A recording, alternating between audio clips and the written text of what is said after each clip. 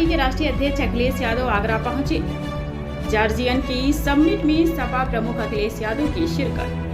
धौलपुर सैनिक स्कूल के साथियों के बुलाए पर आगरा में उपस्थित हुए। अखिलेश यादव अपने पुराने दोस्तों से भी मुलाकात की। आईटीसी होटल मुगल के बैंक्वेट हॉल में कार्यक्रम आयोजित। आगरा से टीवी 92 न्यूज के लिए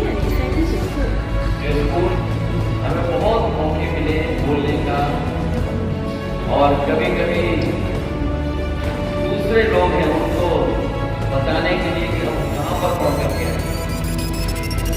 बंधन वहाँ कौन था?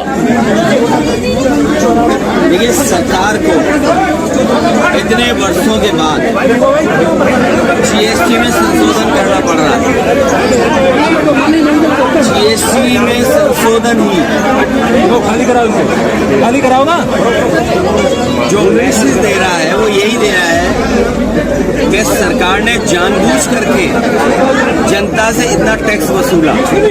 ये जो टैक्स वसूला गया वो आखिरकार किसके मुनाफे में जुड़ गया जाकर? अगर उससे अस्पताल बना होता, सड़क बनी होती या बिजली के संसाधन में लगा होता तो आज बिजली सस्ती होती। लेकिन इस सरकार की नाकामी है कि इन्हें जीएसटी में संशोधन करना पड़ रहा है, और इसलिए संशोधन किया है क्योंकि अभी तक ये मुनाफा कमा रहे थे वहाँ से। तो ये तो जनता के सामने बात चली गई कि ये सरकार अपने ही फैसले को बदलती है। पहले नोटबंदी की, ये कह करके भ्रष्टाचार खत्म हो जाएगा, काला धन वापस आ जाएगा। लेकिन सच्चाई तो ये है कि भ्रष्टाचार बढ़ा है।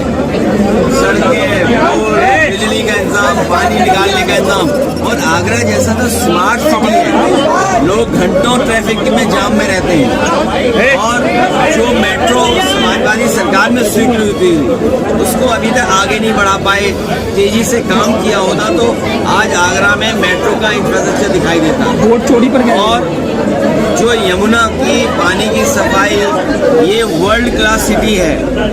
आपको याद होगा जब यहाँ पर बीजेपी की सरकार बननी थी, इसी शहर में उनके बड़े नेता ने ये कहा कि टूरिज्म अकेला $1 ट्रिलियन इकोनॉमी दे सकता है आगरा को और देश को।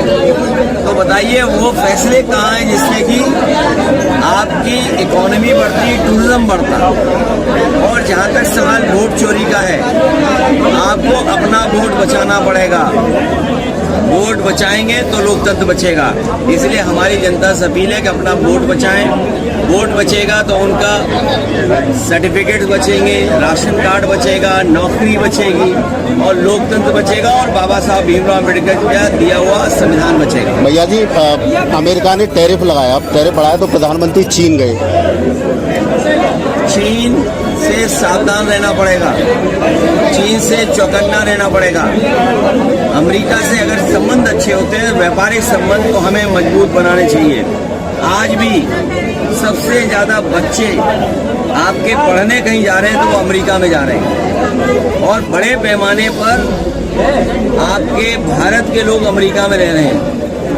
तो अमेरिका जैसे देश से आपको संबंध अच्छे बना करके और चीन से सावधान रहना पड़ेगा।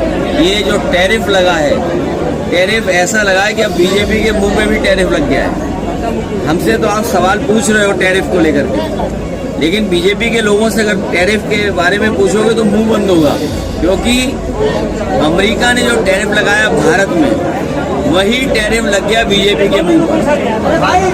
27 की क्या तैयारी है?